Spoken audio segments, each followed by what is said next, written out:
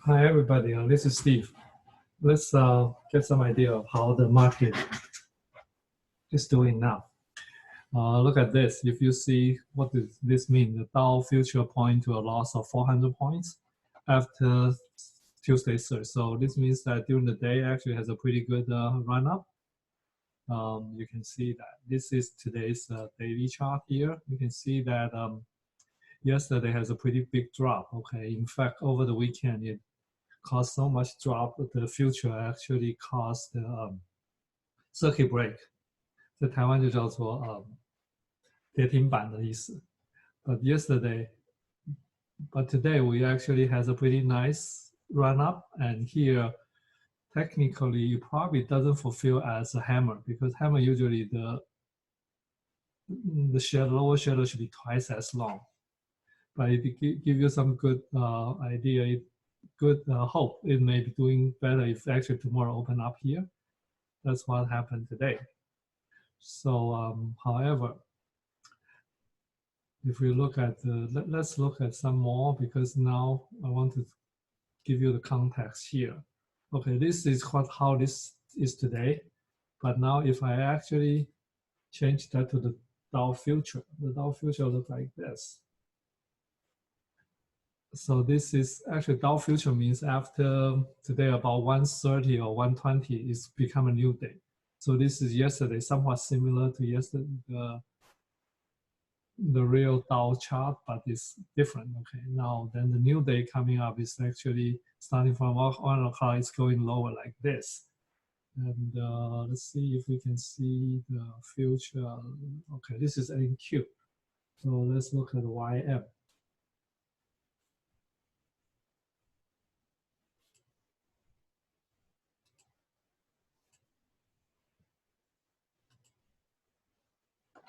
So this is YM.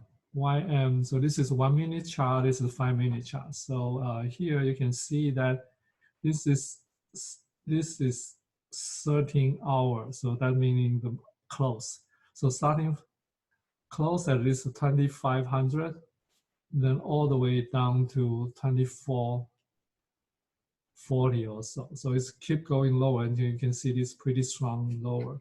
But however, you can see here there is a 1 minute chart actually start to kind of trying to look for a bottom here. This is one of my old Fibonacci chart. So this is a line here. So it looks like it's searching for this one, causing some program traders start to buy the stock. Okay, that's what happened here. So let's see. I will read the news together with you, see what is explained. What is that? Okay. It says at 8:22 p.m. So that's Eastern time. So now my time now is 6 o'clock. So this is about 1 hour ago. It explained the future comes after the major average regain. Okay, chunk of the up. Actually, Dow was up 1,100.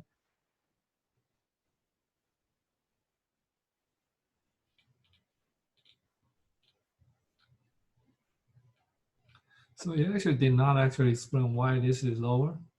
But let's think about that. What should go through our thinking process now? Let me try to decipher this for you.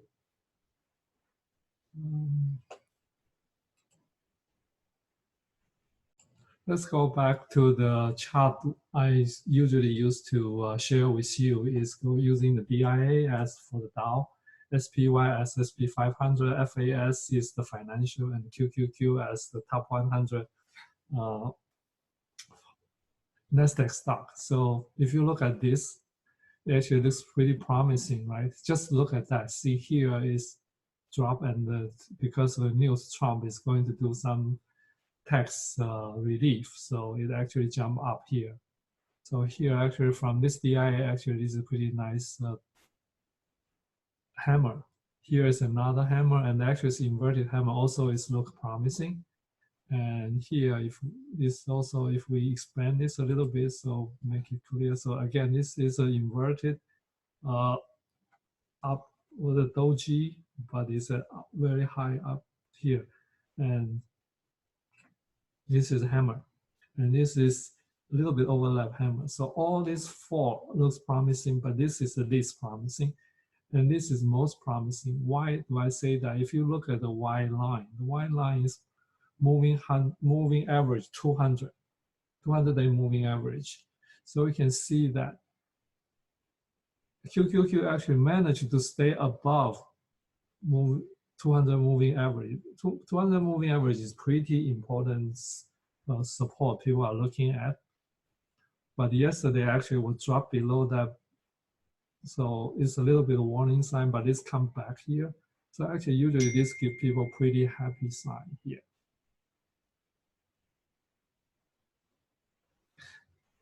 Then, but this is not true for DIA and SPY because you can see that DIA is so much below the 200. And this is below, but it's not that much further away.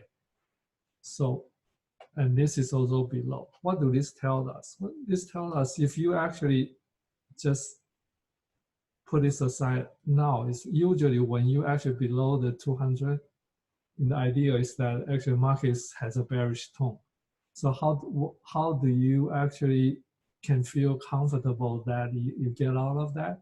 It's pretty much you like to see this go above 200. So there's still a lot of work for the market to recover. Okay. For the time being, hopefully this is, you can say this is wishful thinking, and I hope that's the case. To be the reality is this is going to be, we're seeing the closer to the bottom. Then the case scenario, the good case scenario is we're going to see bounce around here until finally the bearish situation resolve and start to bounce up. So my point here to make is that don't be so eager to buy the dip, at least not for the DI or SPY. However, we can make another argument. Another argument is when it actually you fall too far from that, or one of the moving average sometimes like a magnet. Once you move below the moving average, it will have a tendency to get it back. So for those people are really brave, you want to try to do the bottom fish. I will not strongly against that, but here's what you need to keep in mind. If it actually manages to go even lower, market will be in big trouble. So which means that if you actually, SPY is 273, so actually SPX will be like 2,700 point. Then if you drop here, this can be pretty bad. We are going to see next round. So if you actually want to do some bottom fish here, then make sure when you will like to just buy very little bit, like what, let's say 250, depends on you want to buy 10 share, 1 share, 3 share, 5 share. Just you need to do a test buy. So once your test buy you're done, you get it. The idea you want to do is that you have a very close stop loss here. So like 233, 235, or this will be like 270, 265. So just in case it actually managed to go lower, you don't have much loss. And if God helps you, actually it turned out to be bottom, then this start to go higher here, go a little bit higher, you can try to add a little bit more based on the daily chart. You add a little bit more, but then you start to raise your stop loss. Then playing with that, then finally, hopefully, the market does recover from here, then you will make good money. Then once you manage to stay above 200, then you can actually just buy much more and be happy to play the bullish. So what's the difference between here or wait for this? Ideally, you like to see something like this. You go back up here, then retest this support, then start to bounce up, then that would be a good way to get in. And one of my teachers says that you want to see that the green candle, this is called green candle, this is a red candle. What is a green candle? Green candle meaning that close above the open. red candle is closed below there. So he is making the point that you like to see 3 days in a row, green candle above the 500, 200 moving average. Then that's the time for you to get back in. So for all these three, QQQ is most promising. The rest, to wait until that day will be quite a while. So if you wait for that day, then you will be safer not to lose your money. But however, you will say, oh, I'm missing this range. I did not make this. But if you go from here, you actually ahead of the game, okay, start early than people in here. But the chance you are going to lose money is pretty high there. So that's a trade-off. You have to make up your mind. So that is pretty much what I want to talk about today's market. Okay. Now let's just look a couple of the stock. Let's look at Apple.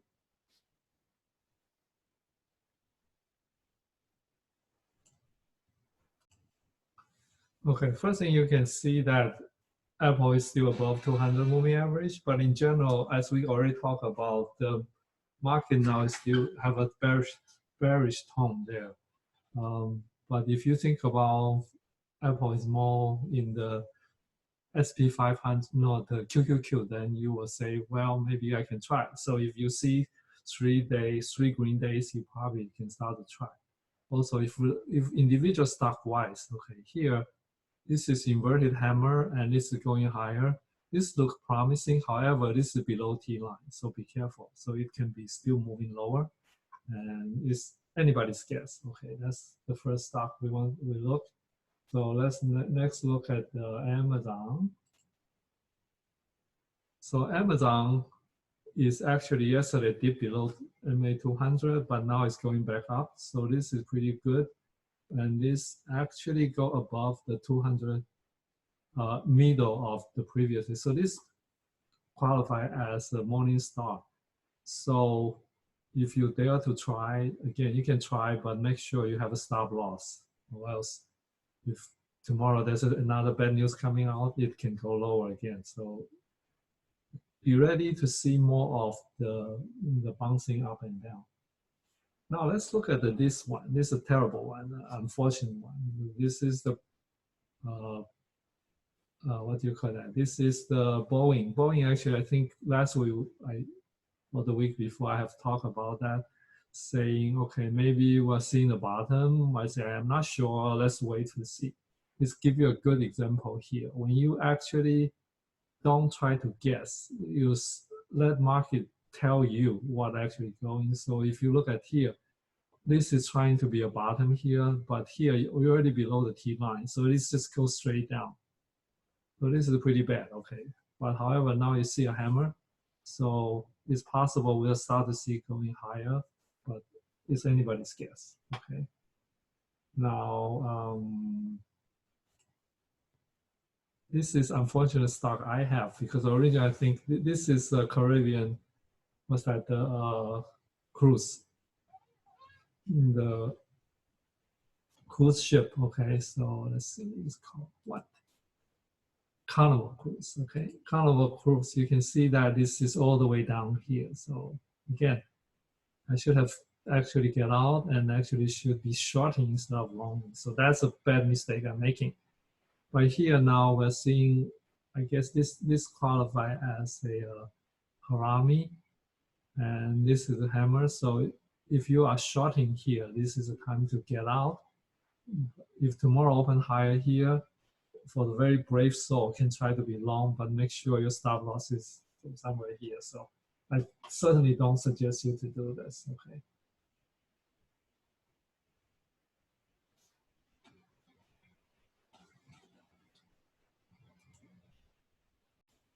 Now it's Google. Google is, again, is struggling with 200. So essentially, so far I show you that it's kind of struggling there. So definitely there's no reason to be brave to do the bottom fishing. If you really, really want to do the fast bottom fishing, then make sure you just use very small quantity. Then also have a very tight stop loss and be ready to pay for the stop loss. and keep your finger crossed. Actually, you say, okay, you may be one of the few people pick up the bottom, then actually start to win ahead of before other people.